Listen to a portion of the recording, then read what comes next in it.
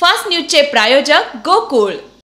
मांगल्याची गुढी आणि आनंदाचा पाडवा, कडू कडू लिंबाला गोकुळचा गोडवा, आपल्या पानात हवाच हवा गोकुळच्या श्रीखंड आणि बासुंदीचा गोडवा। गोकुळकडून सर्वांना गुढीपाडवा आणि नववर्षाच्या हार्दिक हार्दिक शुभेच्छा।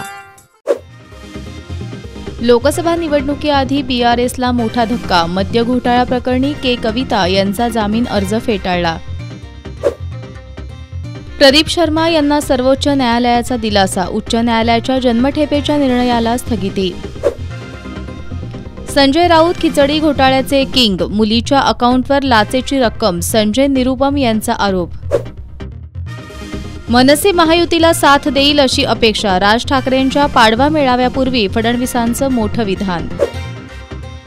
भाजपने स्वतःसह संघाच्या स्वयंसेवकांचीही गोची केली, प्रकाश आंबेडकरांची खोचक टीका।